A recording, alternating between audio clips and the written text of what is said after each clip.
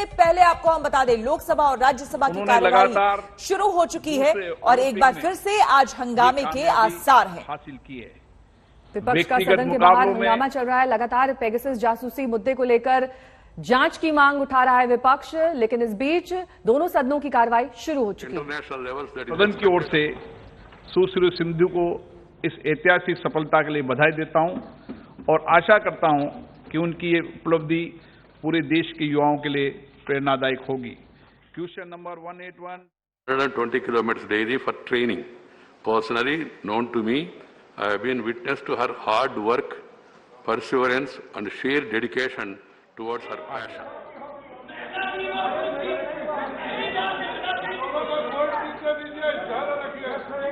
Mr. Speaker, sir, this is the first occasion that I have had to answer a question in the House. I request the opposition not to disrupt the question hour. मैं request करता हूं कि opposition You move an amendment and we'll see. Papers to be laid on the table. Sri V. Muralidharan. Respected Chairman, sir, with your permission, on behalf of my senior colleagues and other colleagues. Ramesh has to say something or other on everything. Sri Rajnath Singh ji, Sri Anurag Singh Thakur ji. No, I know that he remembers him morning and evening. Sri Ashwini Kumar Chobe ji, General Retired B.K. Singh ji, Sri Danve Rao Sahib Dada Rao ji, Sri Bhanu Pratap Singh Verma ji, and Sri Ajay Bhatt ji. I lay on the table of the House the papers listed against their names. 2021 में शुरू की गई है, जो demand driven है और इसमें district skill committee को इम्प्लीमेंटेशन का अधिकार दिया गया है। माननीय, इसमें अगर आप महोदय अगर इसमें आप देखेंगे तो इस कमेटी का कंपोजिशन में कोई भी पब्लिक रिप्रेजेंटेटिव जैसे मेंबर ऑफ पार्लियामेंट नॉमिनेटेड नहीं है। स्टैंडिंग कमेटी ऑफ लेबर ने अपनी 19वीं रिपोर्ट में इसकी सिफारिश भी की है।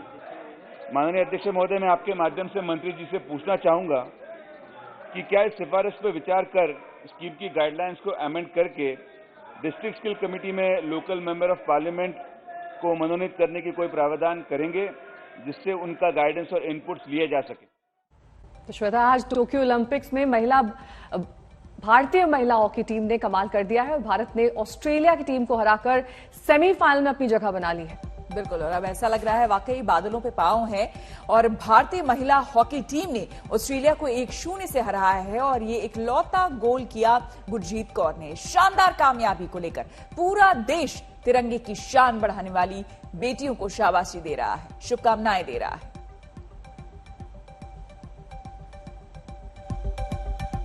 फाइनल में पहुंच गए, बात करने के लिए हमारे साथ मौजूद हैं कानून मंत्री और पहले स्पोर्ट्स मिनिस्टर भी रह चुके हैं किरण रिजिजू जी। किरण जी, किस दिन से देखते हैं कि सेमीफाइनल में 49 साल के बाद पहुंचे? अशोक जी, आपने जैसे 49 साल बाद का जिक्र किया, 49 साल बहुत लंबी है। कई दशकों के बाद आज भारत फिर से सेमीफाइनल्स खेल रहे हैं। मॉस्को ओलंपिक्स में जब खेले थे फाइनल तो वो डायरेक्ट राउंड रॉबिन लीग से फाइनल पहुंचे थे, लेकिन सेमीफाइनल मैच ओलंपिक्स में पहली बार, वो भी पुरुष और महिला दोनों, ये अपने आप में इतिहास है। इसके आगे 2 स्टेप बचे हैं। हम तो चाहेंगे कि दोनों गोल्ड मेडल लाए, लेकिन सेमीफाइनल में दोनों हॉकी के टीम पहुंचना, पुरुष और महिला, वही एक ये चीज़ साबित करता है कि हम फिर हम वो ग्लोरी, हमारे पुराना इतिहास, भारत का जो गोल्डन एरा जिसको माना जाता है, उस दौर पे हम फिर पहुंच रहे हैं, हम ये कह सकते हैं। इसलिए मैं बहुत एक्साइटमेंट हूँ, मेरे पास शब्द नहीं है कि मैं कितना खुश हूँ। इस चीज़ को बताने के लिए मेरे पास शब्द नहीं है। पहले से उम्मीद थी कि यहाँ तक पहुँचेंगे, क्योंकि तैयारी कितनी थी, क्योंकि आप जुड़े रहे हैं, आपके पास स्पोर्ट्स मिनिस्ट्री भी थी पहले, तो आपको उम्मीद थी कि यहाँ तक पहुँचेंगे हम लोग? मैं शुरू से बहुत कॉन्फिडेंट था और जब मैं बैंगलोर में दोनों मेंस एंड वुमेन्स हॉकी का जो कैंप लगते हैं वहाँ भी गए थे, और उड़ीसा में कलिंगा स्टेडियम में जब हमारे वहाँ मैच होते हैं हॉकी के, वहाँ में भी पुरुष और महिला दोनों टीमों से मैं जब बात करते थे तो अंदाज़ा लग गया था कि पूरा कॉन्फिडेंट भी है, प्रिपेयर्ड भी है और हाईली स्पिरिटेड भी है। इसलिए जब ओलंपिक्स में दोनों क्वालिफाई हो गए तभी हमने उनको कहा कि इस बार टोक्यो में अपना पुराना इतिहास को दोहराने के लिए आप मानसिक रूप से तैयार रहिए। तो इनका जो कॉन्फिडेंस लेवल का साथ साथ, ओवर कॉन्फिडेंस नहीं, कॉन्फिडेंस के साथ साथ परफॉर्मेंस करके प्रोफेसर, कुछ देर पहले हमने महिला हॉकी प्लेयर चित्रांशी रावत से बात की, सुनिए इस बातचीत के अंश। कोमल, आज कैसा लग रहा है? हम तो गुनगुना रहे हैं यहाँ पर चक दे इंडिया, लेकिन जब आप मैच देख रही थी, पहले बताइए आपने मैच देखा या नहीं देखा और कैसा आज फील हो रहा है? मैं आपको ये बताऊंगी कि आज मेरी सुबह की शुरुआत बहुत ही अच्छी हुई, क्योंकि मैं उठी हूँ और मुझे सबसे पहली न्यूज ये पता चली है कि हमारी लड़कियां सेमीफाइनल में पहुंच गई है। अच्छा, अगर मैं आपको बोलूं जीत की बधाई आप कोमल चौटाला अंदाज में दीजिए तो कैसे देंगी? अरे मैं कह रही थी कि मैंने घनी खुशी हो रही है कि हमारी लड़कियां जो है ना सेमीफाइनल के पहुंच गई हैं। बस चकदे फट्टे हो रहे हैं बस अब तो। तो टोक्यो से लेकर हिंदुस्तान तक चकदे इंडिया हो रहा है, तो कैसा लग रहा था जब मैच देख रही थी? मैं मतलब अनफॉर्चुनेटली मैं मैच नहीं देख पाई हूँ, बट मैंने जैसे कहा आज मेरी सुबह की शुरुआत ही वैसी हुई है। मैं उठी और मैंने फर्स्ट न्यूज मेरे पास ये आई है कि हमारी लड़कियां पहुंच गई है। तो मैं आपका फोन आने से पहले आई वाज जस्ट सीइंग कि मुझे कहीं से हाइलाइट्स और मैं जल्दी से कुछ देख लूं, बिकॉज आई वांटेड टू सी कि कैसा मैच रहा है। चौटाला अंदाज में जरा लड़कियों को आगे के लिए गुड लक बोल दिया जाए। बिल्कुल बिल्कुल बिल्कुल। क्या है, मैं all the way from India Chitranshi Rawat एके कोमल चौटाला ये कहना चाह रही हूँ कि भाई हमारी लड़कियां जो हैं बड़ी मेहनत कर रही हैं, उनको मैं बहुत सारा ऑल द बेस्ट कहना चाहती हूँ। और इंडिया में सारे के सारे जो हमारे लोग हैं उनको चकदे इंडिया कहना चाहते हैं। ये तो गाना पड़ेगा, नहीं ये गाना पड़ेगा, ये कह के नहीं चलेगा, गुनगुना दीजिए थोड़ा। अरे बाप रे। तो देखो मैं तो यही गाना चाहूंगी कि हमारी लड़कियों के लिए बादल पे पाँव है या छूटा गाँव है, अब तो भाई चल पड़ी अपनी ये नाव है। बादल पे पाँव है या छूटा गाँव है, अब तो भाई चल पड़ी अपनी ये नाव है। अब साथ ही साथ जरा चक दे इंडिया भी गुनगुना दीजिए, आवाज आपकी बहुत खूबसूरत है। बिल्कुल। चक दे चक दे चक दे इंडिया, चक दे चक दे चक दे इंडिया।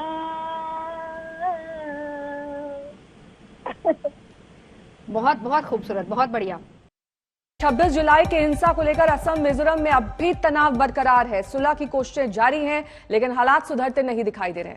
इस बीच आपको बता दें कि असम के मंत्री अशोक सिंघल ने कहा है कि उनकी सरकार 1 इंच जमीन भी नहीं छोड़ेगी, चाहे इसके लिए जान ही क्यों ना गंवानी पड़े।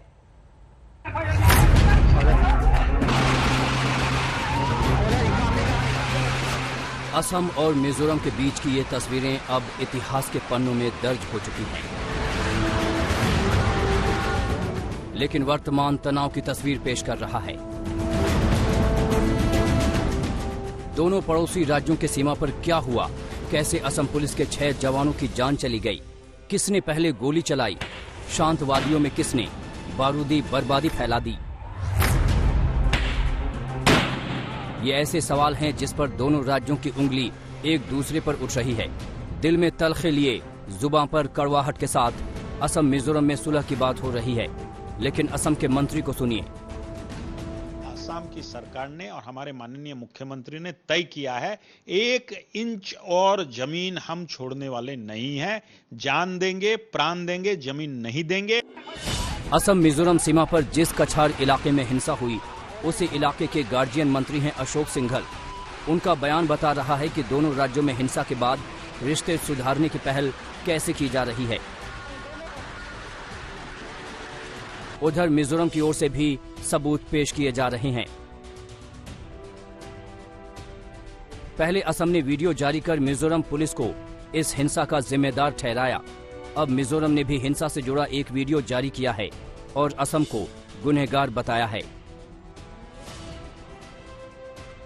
वहां की राज्य सरकार ने एक वीडियो जारी किया है और फिर से आरोप दोहराए हैं कि 26 जुलाई को पहली गोली असम की ओर से चली।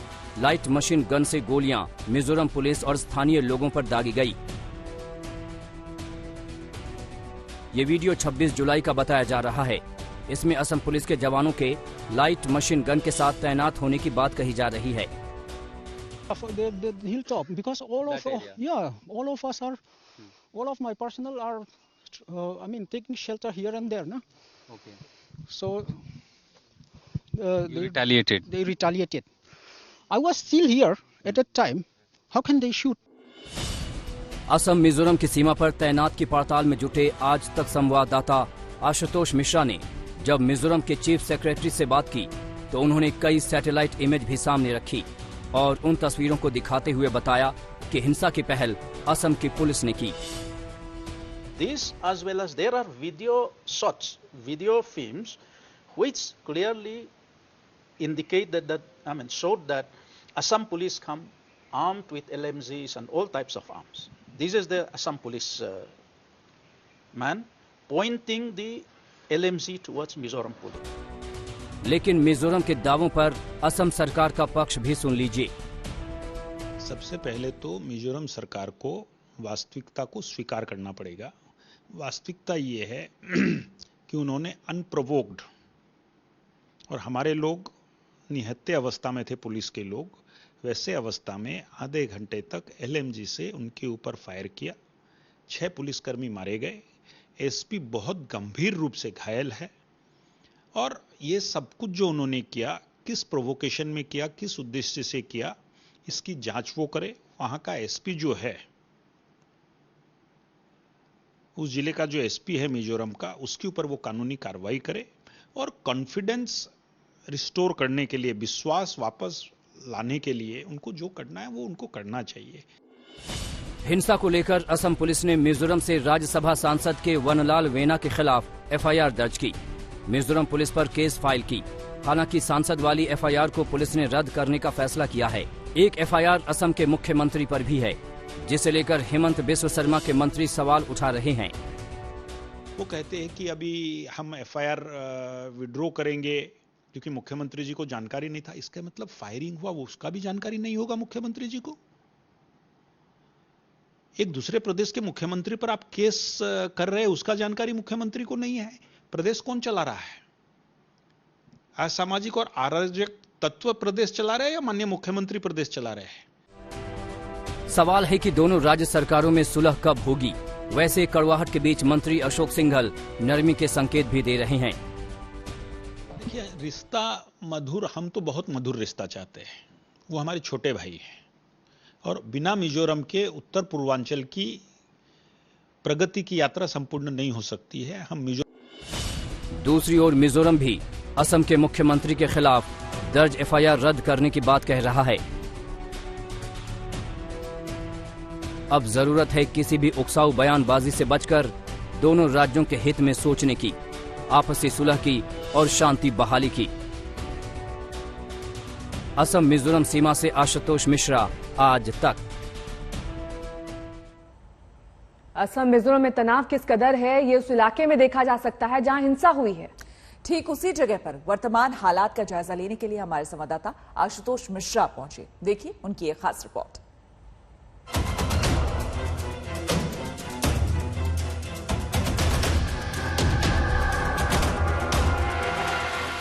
ये 2 राज्यों को जोड़ने वाली सीमा है, जहां भारी सुरक्षा बलों की तैनाती है।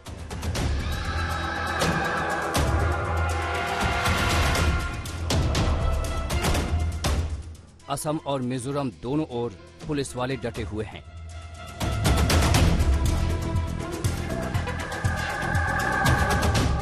इन सब के बीच स्थिति सामान्य करने की दिशा में कोशिशें जारी हैं। गुवाहाटी, आइजोल और दिल्ली की नजरें पल पल की खबर ले रही हैं।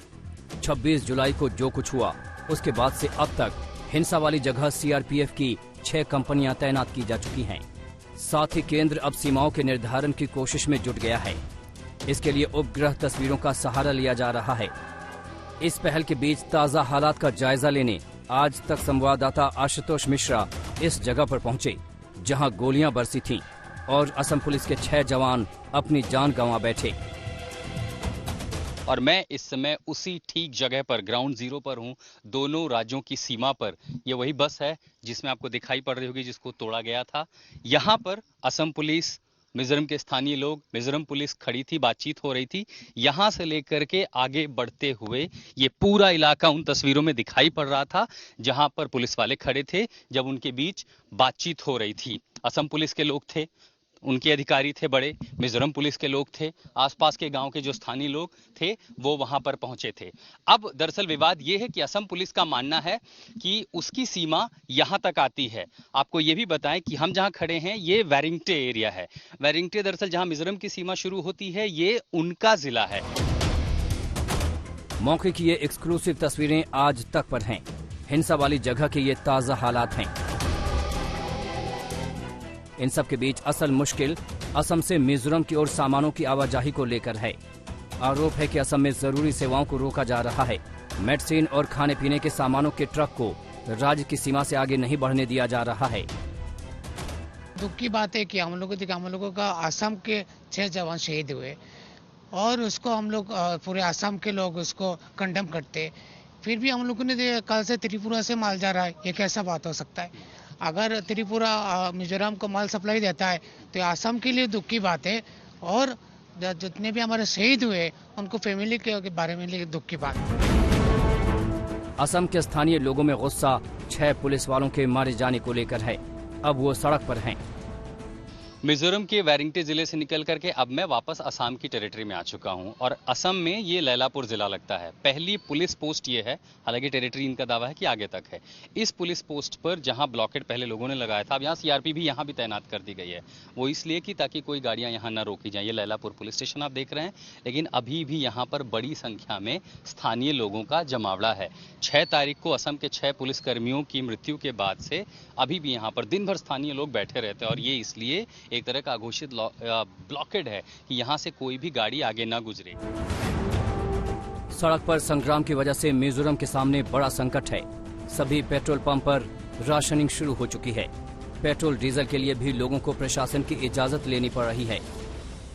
ब्लॉकेड लगे हैं, इसकी वजह से ट्रांसपोर्टेशन रुक गया है। सप्लाई लाइन मिजोरम की असम से होती है, राष्ट्रीय राजमार्ग ठप है और उसका नतीजा ये हुआ है कि मिजोरम में किल्लतें होने लगी। और किल्लतें किस तरह की? आवश्यक वस्तुओं की। आपको उदाहरण के तौर पर बताएं, हम इस समय आइजोल से आगे एक पेट्रोल पंप पे हैं। यहाँ पेट्रोल डीजल की भी किल्लत होने लगी क्योंकि सप्लाई लाइन बंद हो गई है। अब यहाँ किसी को पेट्रोल डीजल चाहिए तो डिप्टी कमिश्नर का ऑर्डर लेकर के आना होगा। अघोषित बंदी को लेकर मिजोरम के लोग परेशान हैं। राज्य सरकार केंद्र से दखल की मांग कर रही है, लेकिन असम के मंत्री अशोक सिंघल ऐसे किसी आरोप को सिरे से नकार रहे हैं। वो ब्लॉकेड को लेकर के वहां किल्लत होने लगी है, पेट्रोल डीजल पे राशनिंग होने लगी है और वो कह रहे हैं कि देखिए असम ब्लॉकेड लगा रहा है, हम केंद्र सरकार के जवाब का इंतजार। गलत बात है। इस तरह के बयानबाजी से विश्वसनीयता घटेगी और जनता के अंदर अविश्वास पैदा होगा। अब दोनों राज्य सरकारों में नरमी से हालात सुधरने की उम्मीद की जानी चाहिए। असम मिजोरम सीमा से आशुतोष मिश्रा, आज तक। 2 राज्यों की जमीन बर्फ को पिघलाने की कोशिशें जारी रखे हुए हैं। दोनों सरकारें अब बातचीत का हवाला दे रही।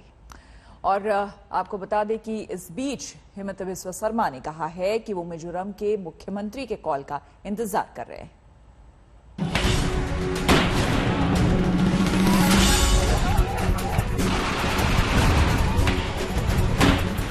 हिंसा के बाद तनाव बढ़ा है, विश्वास भी कम हुआ है, लेकिन उस दौर को पीछे छोड़ अब आगे शांति सुलह की शुरुआत हो चुकी है। विरोध नाराजगी के बीच अब असम सरकार कह रही है कि वो बातचीत को तैयार है। Assam government is ready to talk with Mizoram government at any point of time, whether it is Aizawl, whether it is a Silchar, whether it is a Guwahati, whether it is a Delhi. From our side, we have no issue. If Mizoram CM wants us for any discussion, we are available. अशांति के दौर का दी and करने के लिए दिल्ली भी कोशिशों में जुटी है। केंद्र इस मामले को जल्द से जल्द सुलझाकर दोनों राज्यों के बीच शांति बनाने की कोशिश कर रहा है।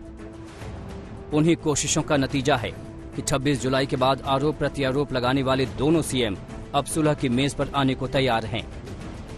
कल ही हिमंता बिस्वा शर्मा ने ट्वीट कर कहा था कि हमारा फोकस नॉर्थ ईस्ट की भावनाओं को जिंदा रखना है। असम मिजोरम सीमा पर जो हुआ वो दोनों राज्यों के लोगों को मंजूर नहीं है। सीमा विवाद को बातचीत से ही सुलझाया जा सकता है। Nobody has told me anything. I have not got any phone call from Mizoram that there is any economic blockade. Only thing I know that any problem if happens. Last time also Chief Minister Zoramthanga called me. So if there is any problem, definitely he will call me and I will try my best to see how I can help him. Hemanta के सुर नरम हैं तो मिजोरम के CM Zoramthanga भी लगातार सीमा विवाद को बातचीत के जरिए ही दूर करने की बात कर रहे हैं। We resolved that all these things should be settled amicably, sitting together on the table. So, which we believe that it was a successful meeting under the Union Home Minister. बातचीत के पहल का कितना फायदा होने वाला है, कब इसकी शुरुआत होने वाली है, ये अभी सस्पेंस है। लेकिन असम सरकार ने मिजोरम से सीमा विवाद को लेकर सुप्रीम कोर्ट जाने का फैसला कर लिया है। हालात पर केंद्र की नजर बनी हुई है। उम्मीद की जानी चाहिए कि दोनों राज्य खुले मन से एक मंच पर आकर तमाम गिले शिकवे दूर करेंगे। असम मिजोरम बॉर्डर से आशुतोष मिश्रा के साथ आज तक ब्यूरो।